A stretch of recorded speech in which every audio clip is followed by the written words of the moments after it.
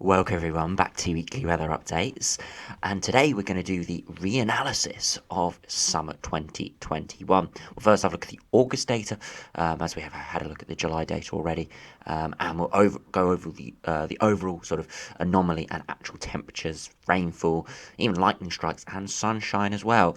And yeah, it hasn't been a particularly great summer for many people, but we'll go through the stats now and see what it really was statistically. So do remember, if you enjoy my videos, make sure you like and subscribe, and do remember to follow me on Twitter as well. The link's in the description. I'll also have my UK forecast out later this afternoon into the early evening, so do keep tuned for that, as it does look like we could be potentially getting a few hot days next week with a mini 3 or 4 day heat wave before the jet stream powers up towards the end of next week. So if we do look at the latest reanalysis charts, you can see the mean daily max temperature for August 2021. You can see generally, of course, it was warmer in the south and the southeast, with the average max temperature around 22 degrees in the southeast. Further northwards and westwards, more like 16 to 18 degrees. If we do have a look at the 1981 to 2010 anomaly, you can actually see the temperature in the north and the west has actually been warmer than average, and in the south it was cooler than average. So if you have been in England and Wales and you have felt it's been a bit chilly, looking at the data, it definitely does suggest that even in areas around London, we were 1.5 degrees below normal. So yeah, been a pretty chilly August for many areas in England, Wales. For Scotland, Northern Ireland, a bit warmer than average, but with a lot of cloud around in many areas. It hasn't been too pleasant, but it's been better than it was in England and Wales.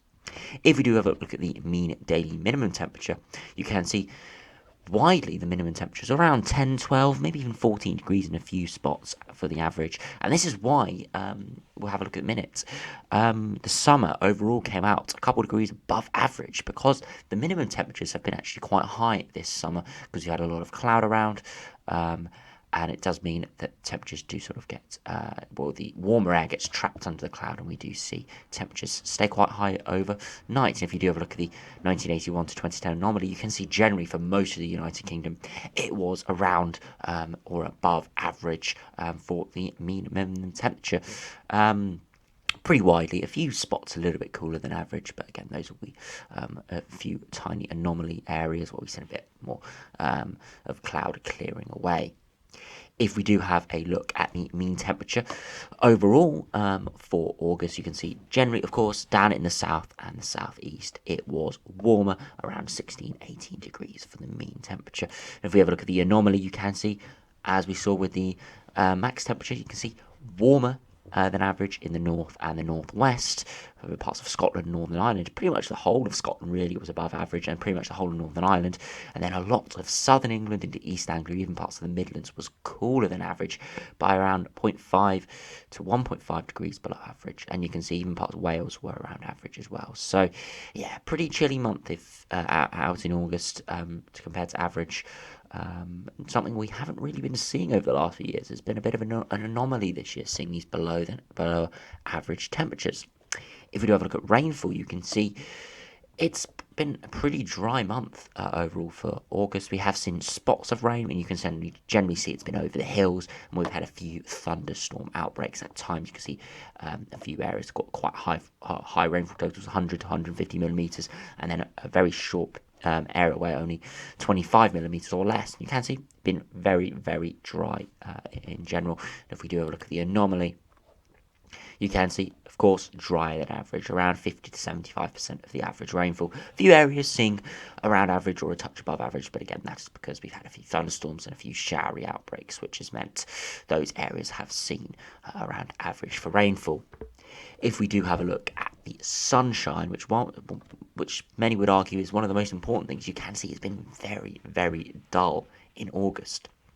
Some areas have only seen 80 to 120 hours of sunshine so far in August, which is pretty grim. If you think 120 hours over the course of 30 31 days, is averaging around 4 hours of sunshine a day, which isn't great. And we've had many days where we've seen no sunshine at all. A couple of days we've seen decent sunshine, but generally it really has been pretty miserable. And if we have a look at the anomaly, you can see, of course, it's been well below average, around 50 to 70% of normal. In Western Scotland, though, it has been a little bit above average. But again, that is a very small area in comparison to the whole of the United Kingdom, which has been pretty much below average, feeling pretty grim, really, and miserable. If we have a look at lightning strikes, July was a very active month for lightning strikes. We did see quite a lot of thunderstorms, and you can see August there were some thunderstorm outbreaks in central Scotland, into areas of the south, southwest, and then into East Anglia as well, and then a nice sporadic covering of lightning strikes everywhere. So many areas have had opportunities with thunderstorms. No massive thunderstorms, but still there have been some lightning strikes, and it hasn't been seriously bad, but it hasn't been amazing either. Because if we do go back to July briefly, you can see the amount of lightning strikes we had in July, which was truly exceptional. With some areas seeing a lot of lightning strikes, completely blue here, showing you the amount of lightning strikes we saw in central areas and into southern England as well, and parts of Ireland as well. So a lot of lightning strikes there. Not so much in August, but we have had a lot of high pressure around us, that is expected. If we do have a look at the mean daily maximum temperature for the whole of the summer now, and you can see generally, of course, warmer in the south and the southeast, around 22 degrees, cooler in the north across Scotland, only 14 or 16 degrees. And if we do have a look at the anomaly, you can see the max temperature was actually much warmer than average in Western Scotland. So if you do live in this pocket in Western Scotland, it's actually been quite a warm month, and warm summer overall, and we've had pretty decent sunshine as well. It hasn't been too bad. That's probably the one place where we could say it's had a decent summer. Elsewhere, a lot of cloud around, and temperatures, even though they have been above average, they haven't been the sort of hasn't been the sunny, warm days that we would want for summer. You can see it's still warm in the north and in western areas, but for the south and the southeast, around average for the mean maximum temperature. If we do have a look at the mean daily minimum temperature, you can see generally across southern England and down into the Midlands, around 10, 12, 14 degrees or thereabouts. Further northwards, a little bit cooler. And if we have a look at the anomaly, you can see generally it's been well above average pretty much for the whole of the country, around 0.5 to 1 degree above average in many areas, even a bit warmer in a few spots.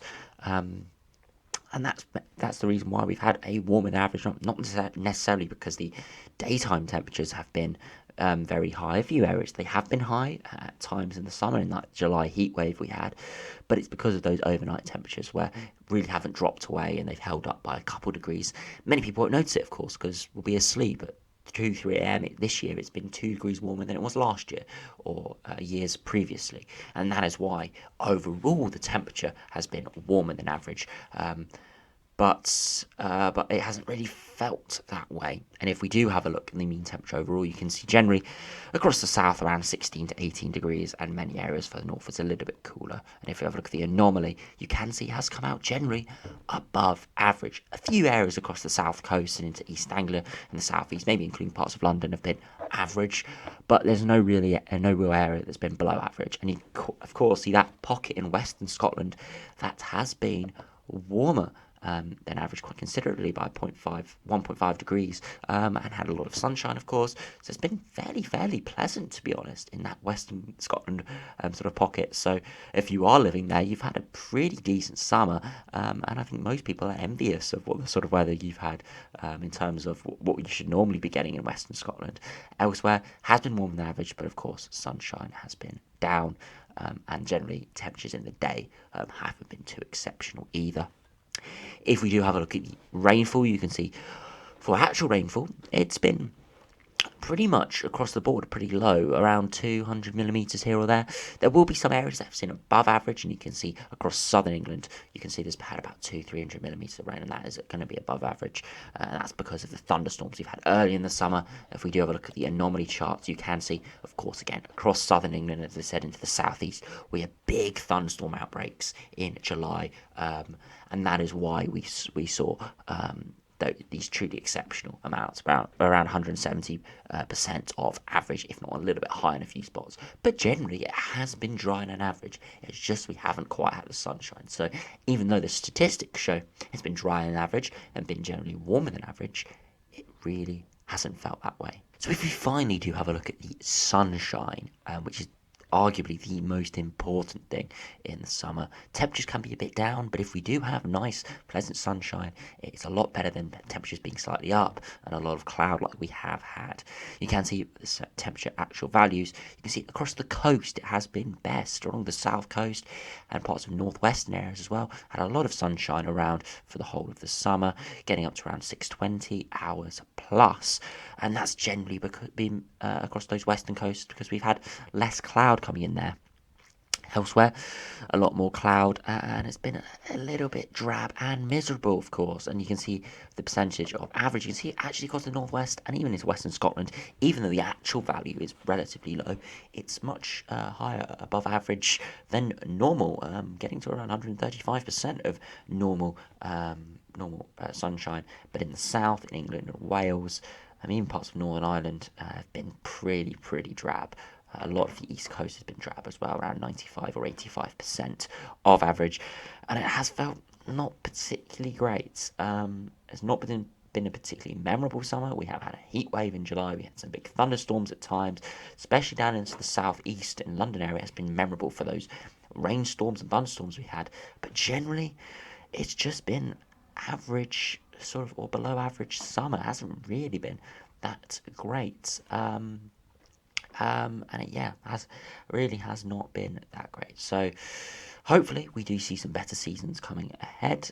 Autumn is hopefully going to be looking like an interesting month. We're going to start it with some hot days next week, and then the potential for some stormy weather coming in with those ex-hurricanes and tropical storms mixing in. That could be putting a little bit of a spanner in the works towards the middle of September. And beyond that, it's all up in the air at the moment. We've got to keep an eye on what happens towards the winter, and I'll very soon, over the maybe next few days or the next few weeks, I may have a first winter teaser forecast coming out where I'll have a look at some of the things that would go into the long-range winter forecast. We'll just be having a look at that as sort of an experimental thing to give us an idea of what we could be seeing for the winter months. So anyway, thanks for watching. Hope you enjoyed, and I'll see you again for my UK forecast again this afternoon, this evening.